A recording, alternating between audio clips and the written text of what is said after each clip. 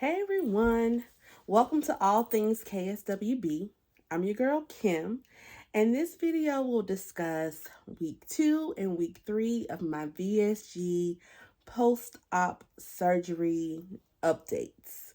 So I'm doing weeks 2 and 3 together because I really didn't feel like being on camera or filming my updates, but I did write them down, so they are in my trusty notebook. And I'm going to kind of share with you where I was. So week 2 was an interesting week. Mentally, it was the most mentally taxing week that I've experienced so far on this journey, because one, I realized I am actually recovering and I'm not Superwoman. So I need to take things easy, and my brain is always functioning. It is like the main thing. It runs my life. But my stomach was like, "Hey, slow down. You don't run this anymore. I do." And it took me a while for my brain to come to grips with the fact that I had major surgery, that one of my major organs is now 85% gone. I have to move and live and act, behave differently than I did pre-surgery, meaning that I have to give myself grace, which I didn't really give myself a lot of grace before. I have to really listen to my body and not my brain all the time. Like, I really have to learn how to be intuitive. Like, what is my stomach saying? Am I full? Am I hungry? Am I sleepy? Am I tired? Am I sore? What is happening? Like, becoming more intuitive. And that really was like the hardest part of week 2, was the mental strain, the mental challenge. That was the hardest part. Along with that, I kind of realized too that I was exhibiting some of the symptoms and signs of when I was diagnosed with depression a few years ago. And I stopped taking my depression medication a few days before surgery. When I went to my first appointment, my doctor did ask me, was I experiencing mood swings? And I was like, oh, just, I've cried a couple times, but they've all been warranted times. But then he kind of looked at me like, okay, girl. Okay. And I went back on my depression medication.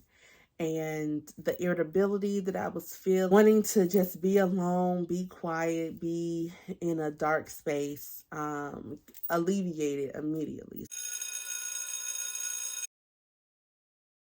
So I would say to anyone, if you have been diagnosed with any kind of emotional disorder or mental health illness, like, don't stop your medication. Like, keep going with your medication. If you have a therapist, see your therapist.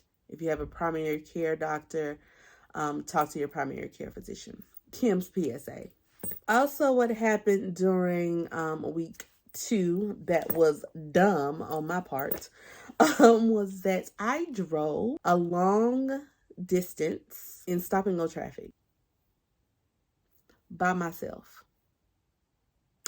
just having surgery, still sore, abs still hurt. Driving was so dumb to drive that far in that stop and go traffic. I was so tired. I was so sore. When I finally got home about 7 o'clock, I laid down and I stayed laid down until the next day. So the fatigue is real. The driving is dumb. Again, I thought I was Superwoman, not Superwoman. I hadn't come to that realization yet when I got in the car. But I learned real quick. And then I also didn't have any protein with me. So I'm learning that you need to always keep some type of protein on you.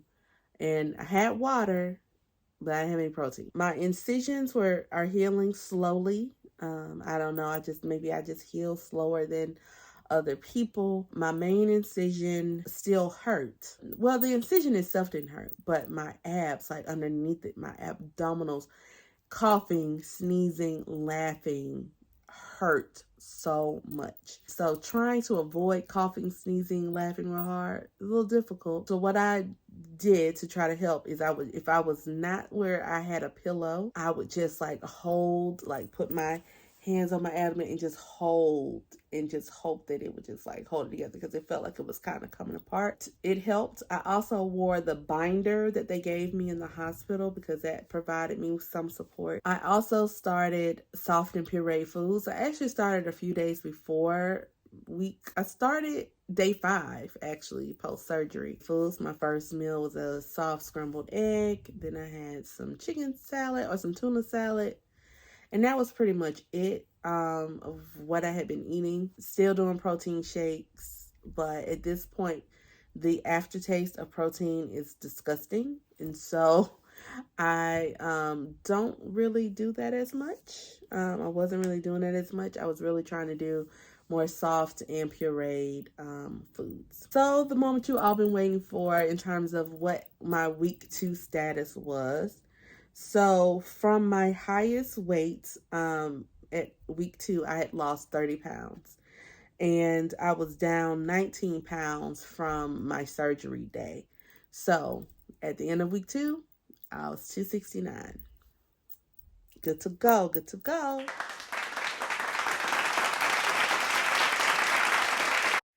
Now we're going into week 3. I'm feeling pretty good. But still not healed enough to be doing what I was doing, which is I went back to work. So what I would recommend if you have the ability is really to take 4 weeks off. I only took 2 weeks off. And the reason why is because the fatigue is real, y'all. It is real. That fatigue, and it just comes out of nowhere. Like one moment you could have energy and be good, and the next moment you could be like, I'm going to lay down. My first day back to work, I went on some school visits and some tours and was walking around. The second tour, I thought I was going to pass all the way out. I got in my car and I was like, okay, so let me eat some protein. So I got in the car and I ate some tuna, but I ate it too fast. And the pain that I felt in my chest, oh, it was so painful, you guys. But I made it home, and then I finally like walked around, and then I laid down and went to sleep. The fatigue is real. Eating too fast is real. I can cough now, no pain. Ooh, the fatigue is real. Sleep, when my body wants to sleep, I just let it sleep. When you want protein, eat protein. When you're wanting water, drink water. Just listen to your body. That's what I'm learning in week 3. Going back to work, I have had more difficulty being on top of my water and being on top of my protein. Even though I have the Bariatric app that I set timers to, I'm totally ignoring those timers. Like, they are just going off on my phone and on my watch, and I'm like, oh, okay. What I forgot to say also during my week 2 is that my period did stop. It was on for 2 weeks, and it was going strong for 2 weeks. Being off the blood thinners helped. But week 3, exactly on week 3, my period has returned. So those are my updates for week 2 and week 3. At the end of week 3, I am down 36 pounds from my highest weight and 25 pounds down from my surgery day.